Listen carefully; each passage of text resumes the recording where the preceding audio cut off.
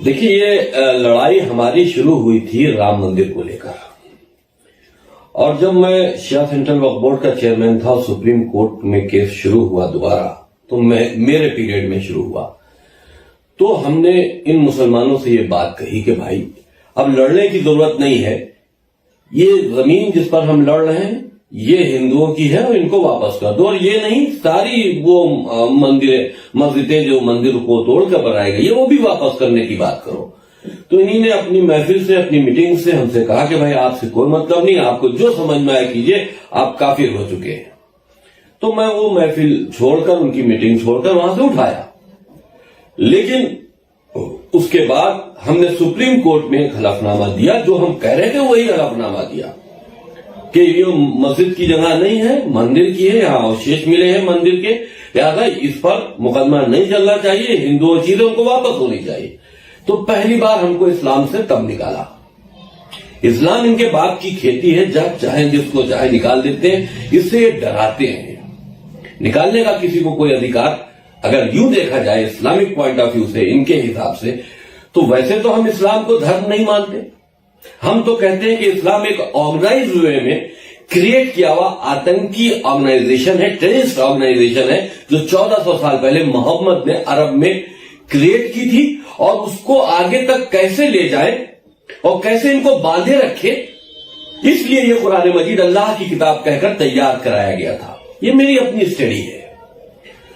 उसके बाद जब मैंने मदरसों पर आवाज उठाई कि आतंकी शिक्षा दे रहे हैं, आतंकवाद बढ़ रहा है, अगर यही हालात चलते रहे तो हिंदुस्तान में बहुत जल्दी हर नौजवान लड़का ISIS जैसी सोच रखने लगेगा, तो उसको फिर मुझको इस्लाम से निकाल दिया गया। मैंने राम की जन्मभूमि एक फिल्म बनाई जिसमें इस्लाम की क्रूरतियां और राम जन्मभूमि को लेकर थोड़ा सा कुछ अंश दिखाने की कोशिश की, तब इस्लाम से निकाल दिया। हमने कुरान के अंदर जब आप बढ़ते हुए आतंकवाद पर स्टडी की और कुरान की स्टडी की, तो जब हमने ये बात कही कि देखो भाई, कुरान के अंदर से ही तो आतंकवाद पनप रहा। कुरान के अंदर इस तरह की आयतें हैं जहां पर इंसानों का बंटवारा है। कुरान कह रहा है मुसलमानों को सिर्फ जीने का अधिकार है, बाकी किसी को नहीं है। जो है उनको मुसलमान बनना होगा, मुसलमान पूरी दुनिया पर राज करेंगे। मुसलमानों की ये दुनिया है, अल्लाह ने मुसलमानों को पैदा किया है। अल्लाह को मानना, अल्लाह के रसूल को मानना और अल्लाह की किताब पर एतकाद करना, उसको मानना, इन तीनों चीजों को जो नहीं मानता है वो काफिर है। और काफिर के खिलाफ अल्लाह ने कुरान में सजा तय की है। और यह भी कहा है कि जो इस्लाम छोड़कर जाएगा उसको भी मारा जाएगा। तो ये कुरान बांधा गया है जो आतंकी गतिविधि। अब जैसे कि आपने गौर कभी किया कि 1400 साल पहले आया हुआ धर्म आज दुनिया की दूसरी आबादी क्यों है? हर चीज प्लान वे में हुई है। अरब के रेगिस्तान में ऐसा प्लान बनाया गया कि आज उस प्लान के अंतर्गत ISIS जैसी संगठनें पल रही हैं, लश्कर तौबा जैसी संगठनें पली, दुनिया की जितनी भी आतंकी संगठन है उसी प्लान पर ही पल नहीं। आप देखिए कि आबादी, मर्दों को अधिकार दे दिया गया कि जितनी शादियां समझ में आया करो, औरतों को यह अधिकार नहीं है। क्यों? क्योंकि अगर औरत एक से ज्यादा, दो से ज्यादा, 3-4 कर लेगी शादी, तो एक साल में एक ही बच्चा उसकी औलाद हो सकती है। लेकिन मर्द अगर 8-9-10 शादियां करेगा तो वो एक साल में 10 मुसलमान पैदा करेगा। ये लॉजिक थी शादियों की, इससे आबादी बढ़ाने की लॉजिक थी। आबादी इस तरह से नहीं बढ़ गई, जबरन धर्म परिवर्तन कराए गए, हत्याएं की गई हैं, डराया गया, दबाया गया, कब्जे किए गए मुल्कों के ऊपर और शादियां की गई हैं, बच्चे पैदा किए, कई तरह से आबादी को बढ़ाया गया है। वो इसलिए आबादी को बढ़ाया गया कि जब तुम ज्यादा संख्या में होगे, पूरी दुनिया में तुम्हारी आबादी बढ़ती चली जाएगी, तभी तो तुम दुनिया पर कब्जा कर पाओगे। असली इस्लाम की जो सोच है, असली इस्लाम का जो मकसद है, वो सनातन धर्म को ही खत्म करना है। अरब के अंदर जब इस्लाम को मोहम्मद द्वारा लाया गया तो वहां पर कौन लोग थे? मूर्ति पूजा करने वाले लोग थे। मूर्ति को अपना अल्लाह भगवान मानकर उसको पूजा करते थे। ईश्वर मानते थे, अपने भगवानों के नाम रखे हुए थे, तो वो सनातनी थे। उन मूर्तियों को तोड़वाया। कुरान के अंदर मूर्ति पूजा ही सिर्फ हराम की गई है, क्योंकि असली दुश्मनी मूर्ति पूजा करने वालों से है। आपने देखा होगा कि अभी ISIS संगठन ने एक पोस्टर बनाया जिसमें महादेव की जो प्रतिमा है उसकी मूर्ति का गर्दन काट के उस पर उन्हीं ने इस्लामी झंडा लहराया।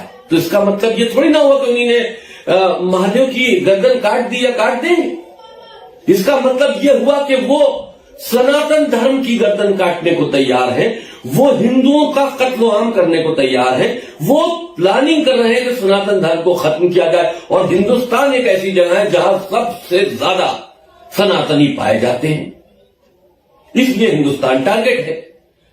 तो अब यहां पर पॉलिटिकल सपोर्ट भी उनको मिल रही, जो हिंदुस्तान में सियासी पार्टियां हैं वो भी, जो मुसलमानों की राजनीति करती है उनको ये नहीं मालूम, खुद भी सनातनी है, लेकिन उनको अपने वोटों की लालच में हुकूमत में पहुंचने के लिए उनको एक बड़े वोट बैंक की जरूरत है, तो वो मुस्लिम वोटों की राजनीति करती है। मुस्लिम वोट जो उनको पड़ता है, मुस्लिम वोट कभी भी भारत के विकास के लिए नहीं पड़ता। हमेशा मुस्लिम वोट जो पड़ता है वो हिंदुत्व को हराने के लिए, या हिंदू चेहरे पर जो इलेक्शन लड़ रहा उसको हराने के लिए, या हिंदू जिनको पसंद कर रहे हैं उसके खिलाफ हिंदुत्व वोट पड़ता, मुसलमानों का वोट पड़ता है। वो चाहे किसी सियासी पार्टी का हो, लेकिन वो हिंदुत्व के खिलाफ वोट डालते हैं। हिंदुत्व के खिलाफ वो मुसलमानों को वोट डाले या उसी हिंदू को वोट डाले जो हिंदू को हरा रहा हो, वो एकजुट होकर वोट करते हैं। और अगर कहीं भूले भटके उनकी मदद से, वोटों से बनी हुई सरकार आ जाती है, तो उनसे कीमत अपने वोट की वसूल ऐसे करते हैं कि उनकी जो आतंकी गतिविधियां हैं उन पर आंखें बंद रखी जाए। उनको कुछ नहीं चाहिए, विकास कोई मतलब नहीं, महंगाई से कोई मतलब नहीं। उनका सिर्फ मकसद ये हमारे मदरसों में ताक झाक ना हो, हमारे जितने भी कार्यक्रम अंदर अंदर चलते हैं उस पर कोई निगाह न रखी जाए, हमारे जो हम अपने को अंदर अंदर ISIS जो मजबूत कर रही है उस पर कोई कार्रवाई ना हो, वो लोग ना पकड़े जाएं, ये चाहते हैं वो हुकूमतों से। तो मैंने ये सारी चीजों पे हम रिफॉर्म चाहते थे, हम चाहते थे कि रिफॉर्म किया जाए, हम चाहते थे कि इस्लाम में अच्छी चीजों को लाया जाए और बुरी चीजों को निकाला जाए, लेकिन वो रिफॉर्म करने को तैयार नहीं। हमने पहले पूरे कुरान को गलत नहीं कहा था, हमने 26 आयतों को गलत कहा था। वो 26 आयतें जो कि काफिर को मारने और काटने की बात करती हैं,